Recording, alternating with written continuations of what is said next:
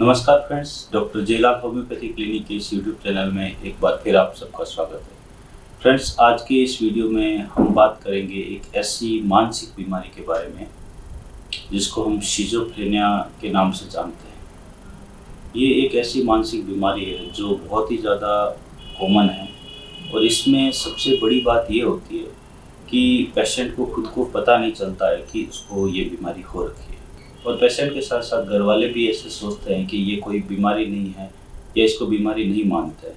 तो इस चक्कर में इसका ट्रीटमेंट ठीक से स्टार्ट नहीं करवा पाते हैं, जिसकी वजह से धीरे धीरे ये बीमारी बढ़ जाती है और बाद में धीरे धीरे ये बहुत ज़्यादा घातक परिणाम देने लगती है। तो मेरा प्रयास रहेगा कि मैं आपको इस बीमारी के बारे में अवगत कराऊँ ताकि ज़्यादा से ज़्यादा लोग इस बीमारी के बारे में जान सके और अगर किसी को इस तरह के लक्षण पाए जाते हैं तो उसके बारे में भी पता लगा सके और इसका ट्रीटमेंट जल्दी से जल्दी स्टार्ट करवा सके ताकि इससे आगे जो होने वाले घातक परिणाम हैं उससे बचा जा सके। तो इसके बारे में जानने के लिए शुरू करते हैं ये वीडियो।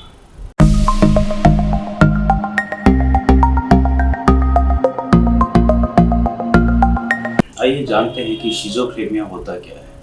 जैसा कि मैंने आपको पहले बताया कि ये एक तरह की मानसिक बीमारी है जिसके अंदर पेशेंट को खुद को या उनके आसपास में जो उनके परिवार वाले हैं उनको पता नहीं रहता है कि इस तरह की कोई बीमारी भी होती है और ये हमारे अंदर हो रखी है, जिससे कि उसका टाइम पर ट्रीटमेंट नहीं हो पाता है और धीरे धीरे ये बढ़ जाती है जिसके घातक परिणाम भी हो सकते हैं। इस बीमारी के अगर हम लक्षणों के बारे में बात करें तो इसके अंदर मुख्यतः दो तरह के लक्षण होते हैं जिसको हम डिल्यूशन और हेलुसिनेशन बोलते हैं। इसके अलावा भी कई और तरह के लक्षण होते हैं जिसके बारे में भी मैं आपको बताऊंगा। अब अगर हम बात करें डिल्यूशन के बारे में, डिल्यूशन के अंदर में पेशेंट के अंदर में कुछ ऐसे विचार आते हैं जो कि वास्तविकता से बहुत दूर होते हैं, लेकिन पेशेंट को लगता है कि वो सही है। तो उसके मन में इस तरह के विचार आते रहते हैं और वो उनको सही मानता है और इस तरह से सही मानते हुए वो अपनी ज़िंदगी जीता रहता है, जबकि वास्तव में वो विचार गलत होते हैं। आप चाहे उनको कितना भी समझाइए, आप उनके साथ कितने भी तर्क वितर्क कीजिए,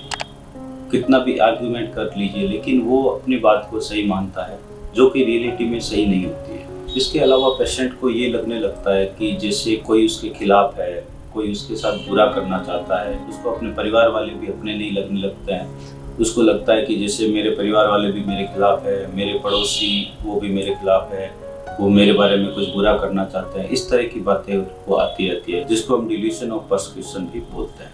इसके अलावा एक और डिल्यूशन होता है जिसको हम डिल्यूशन ऑफ रेफरेंस भी बोलते हैं, जिसके अंदर में नॉर्मल लोग जैसे कोई आपस में बातें कर रहा है तो पेशेंट को ये लगने लगता है कि वो मेरे बारे में बात कर रहा है। जैसे कोई मुस्कुरा रहा है, कोई हंस रहा है, तो पेशेंट को ये लगता है कि ये मुझे देख के हंस रहा है या मेरा कोई मजाक उड़ा रहा है।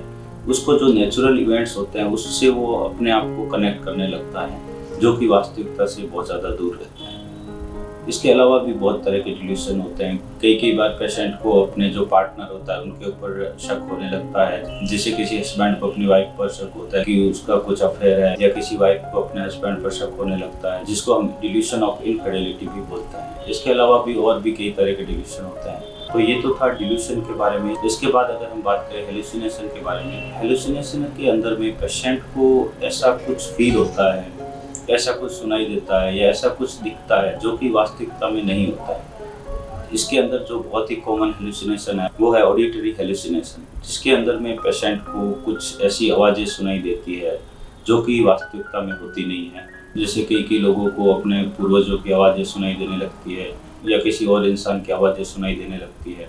अगर आप पेशेंट के साथ में रूम में बैठे हो तो आपको कोई तरह की आवाज़ नहीं सुनाई दे रही, लेकिन उसको इस तरह की आवाज़ें सुनाई देगी। वो आपको पूछेगा और आप बताएंगे कि आपको ऐसी कोई आवाज़ सुनाई नहीं दे रही है, फिर भी वो इस बात पर बिलीव नहीं करेगा और उसको लगेगा कि ऐसी आवाज़ सच में आ रही है। तो ये एक तरह का शिज़ोफ्रेनिया का लक्षण है।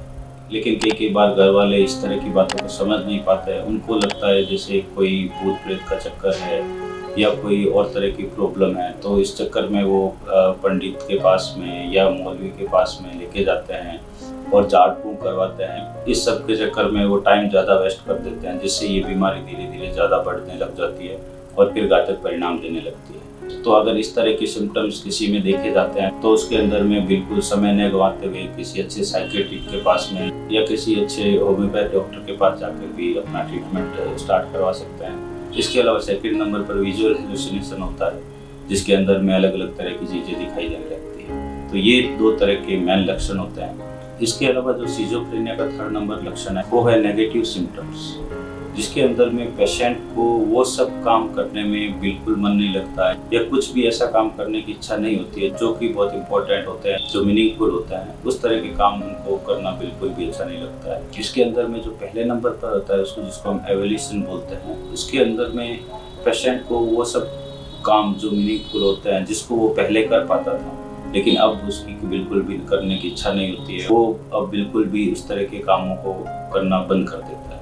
इसमें पेशेंट सारा दिन कुछ नहीं करता है, घर पे बैठा रहता है और अगर कोई किसी तरह की पारिवारिक रिस्पॉन्सिबिलिटी होती है, जो जिम्मेदारी होती है, वो भी करना बंद कर देता है और चुपचाप अपने अंदर बैठा रहता है।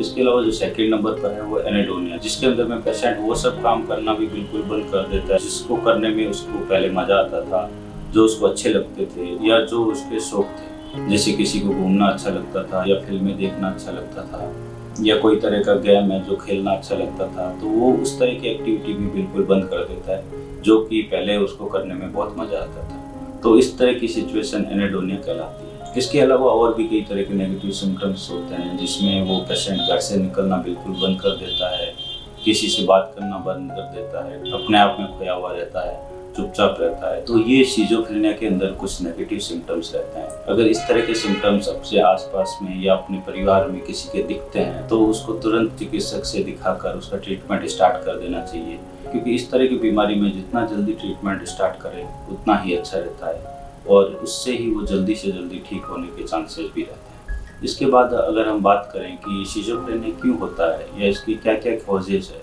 तो सिजोफ्रेनिया मेनली हमारे बॉडी के अंदर में 2 तरह के हार्मोन होते हैं, उनके बढ़ जाने के कारण ये सब होता है, जिसमें से एक डोपामाइन है और 2nd नंबर सेरोटोनिन। उनकी मात्रा अगर हमारी बॉडी में बढ़ जाती है जिसकी वजह से इस तरह की बीमारी स्टार्ट हो जाती है। इसके अलावा इसमें जेनेटिक कॉज भी बहुत इंपॉर्टेंट है।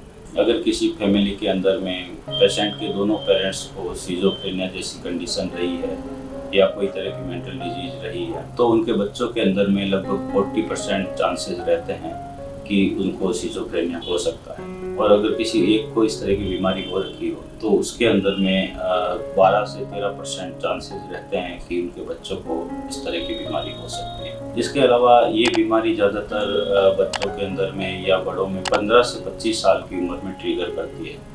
अगर जेनेटिक इन्फ्लुएंस है और इसके साथ में कुछ करंट ऐसा एनवायरनमेंट या ऐसा कुछ फैक्टर रहा जिसकी वजह से बहुत ज़्यादा स्ट्रेस हुआ या बहुत ज़्यादा डिप्रेशन हुआ तो उस तरह की कंडीशन में ये बीमारी ट्रिगर कर जाती है और पेशेंट के अंदर में इस तरह के सिम्टम्स आने लगते हैं। इसके अलावा कई बार एनवायरमेंटल फैक्टर भी बहुत ज़्यादा इम्पोर्टेंट होता है इस तरह की बीमारी होने में, तो इसका ट्रीटमेंट करवाना बहुत ही आवश्यक रहता है और ट्रीटमेंट से ही ये बीमारी पूरी तरह से ख़त्म हो सकती है।